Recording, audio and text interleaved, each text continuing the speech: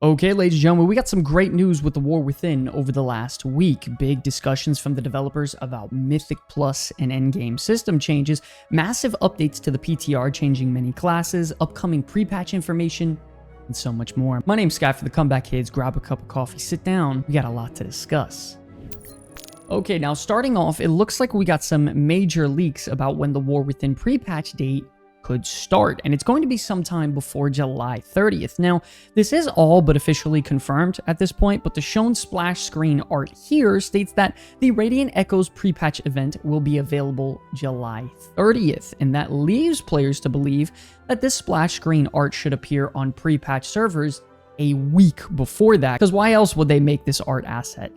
So that leads us to believe that this will actually be active in the game 1 week beforehand on July 23rd, which seems like the most accurate date without a confirmation we can get. Of course, this will give us roughly 1 month of the pre-patch before the War Within officially launches in late August. And with that, the pre-patch will also bring some great features for us to start getting used to, like, you know, the warband system, which in short terms is your account-wide progression and collection system. So the idea is that you don't have to mail items anymore because you have your items locked in your account-wide bank. You have the availability of transferring currencies between your characters on your account, so you can earn rewards very easy. Transmog is a lot better, where if you're a cloth character running older content, any piece of plate gear drops, that piece of plate gear is also collected across your account. So to sum it up quickly, the warband system's an account-wide progression system simplified. You also have the reworked dynamic flight system coming to the pre-patch, where you can drag and ride on any flying mount of your choosing. You have the massive leveling overhaul, where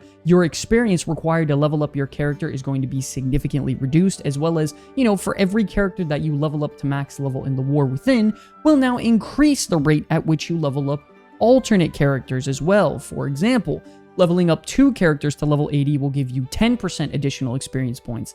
Leveling up 4 characters will give you 20%, so on and so forth. So this is going to really be helpful and benefit taking some more time to level up alternate characters, and it will cut the leveling progression significantly if you do so. Then, of course, we have the very big class changes that are coming with the pre-patch, which even includes some complete class overhauls. For example, like to the Mage, Windwalker Monk, the Shaman that's supposed to be coming, and the Hunter. So when it comes to the pre-patch, we are going to have our hands full in terms of content and testing things out, which is always very, very fun and exciting right before an expansion release. Additionally, if you're looking for a quick breakdown on how to get your gear as quickly as possible before the War Within launches, we made a very in-depth video about the pre-patch event where you can get all your gear in about roughly 24 hours if you do it properly, so check out the video here. Additionally, the developers are hard at work at making sure class changes and balance updates are constantly coming to the public test realm, which will set us up for the official War Within launch as well.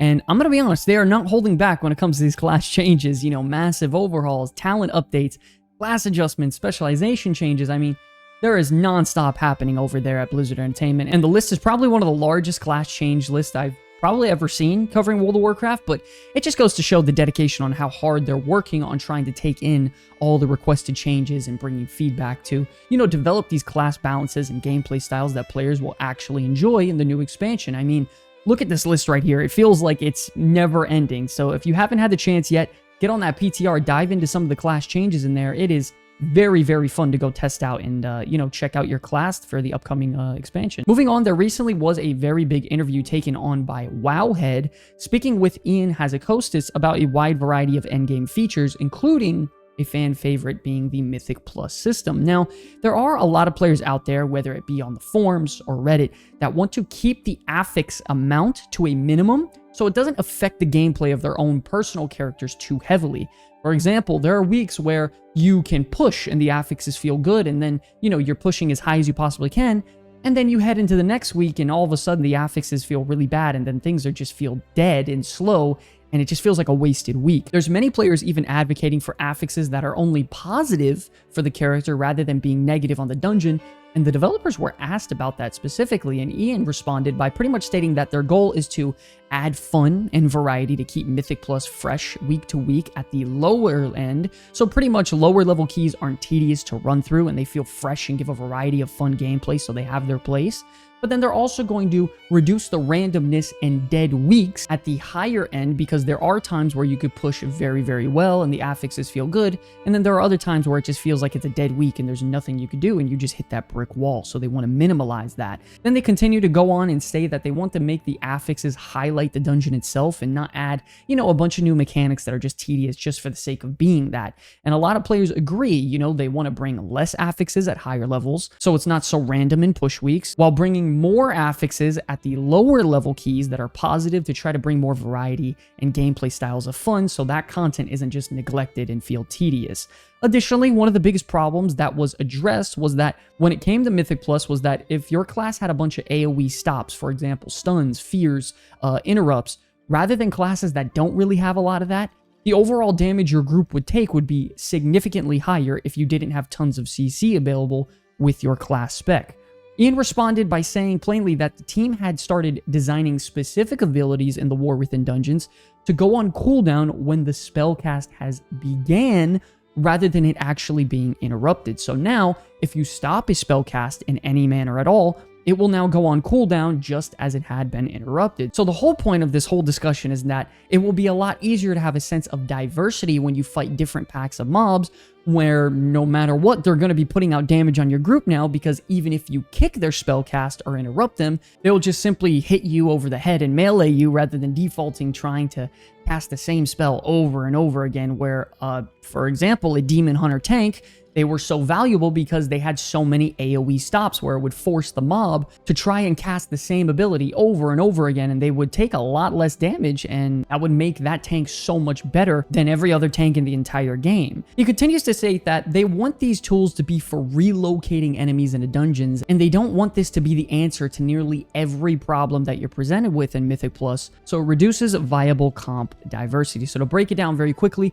they're hoping with these changes, more classes can rise up in terms of viability rather than the same old few being the strongest in the game, like Demon Hunter tanks, for example. Overall, very big W. Hopefully these changes are very well implemented and the meta is changed in the War Within. We also have a bit of sad news, because after 12 years at Blizzard Entertainment, general manager over our beloved Warcraft franchise has announced he is leaving the company after almost 13 years. John Haidt posted on Twitter that this was a tough decision, stating how he's moving on to start a new quest. Now, I'm going to be honest, I don't think this is something that is truly surprising to a lot of people out there, because Blizzard has been losing a lot of high executive employees over the last couple years, including Mike Ybarra, then you also have the Overwatch 2 vice president, John Spector. So it seems like all the new changes over there with Microsoft might be affecting the workforce a little bit more than we thought.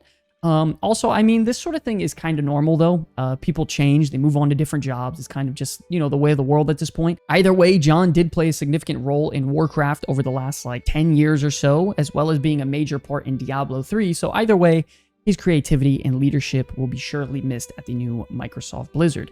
Of course, we do know that other leaders are going to be taking his place and stepping up, like they always have been the last year or so, which is being Holly Longdale, Chris Metzen. I mean, these two have been absolutely knocking it out of the park lately, and things really seem to be looking up and heading into a very bright new age of Warcraft with this new saga of expansions we have.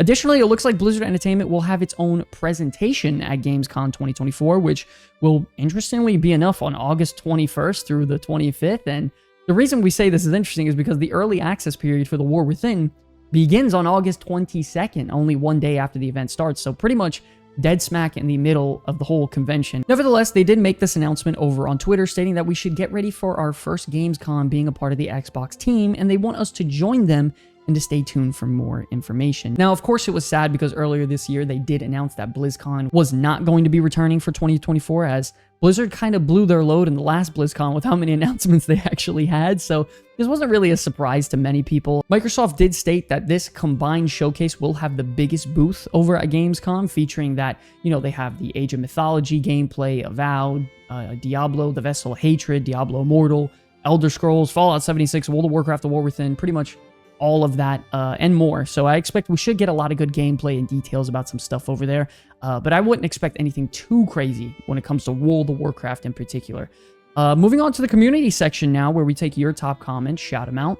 So be sure to leave your opinion down in the comment section below. First, we have Thrall stating that why can't everyone just like WoW as a whole? Every game has its flaws, but you play World of Warcraft to play it as a whole. You're able to enjoy multiple versions of the game, and no other game does that. Just play and enjoy. And yeah, I'd have to agree. I've always been in the middle when it comes to this whole, civil war between World of Warcraft players, between classic and retail. And I can never understand why people can't just try to enjoy and play both rather than just picking a side. I think there's amazing things about classic WoW, and then there's amazing things about retail WoW. So I would say unless you really give something a true shot and play it for at least a few weeks, it's very difficult to give an opinion that's strong and warranted. Next up, we have DWN stating, I love your Season of Discovery content. I'm excited to see more retail content. I play both, and I'm glad I get to hear your voice covering both sides. I wish that the War Within pre-patch wasn't so close as the Phase 4 release of Season of Discovery, because it's going to have to be a time split. And yeah, once again, I'm going to have to agree with you there, because I think they kind of dropped the ball on the whole release date things between Phase 4 Season of Discovery and retail WoW. We're gonna have to simply just split our times between preparing for the War Within and playing Season of Discovery Phase 4. Of course, I'm gonna have to play both of them a lot, but it just makes it all that much more difficult because, Phase 4 Season of Discovery is not launching this week like we had hoped. It's gonna be launching dead smack in the middle of July, right before the pre-patch for the War Within.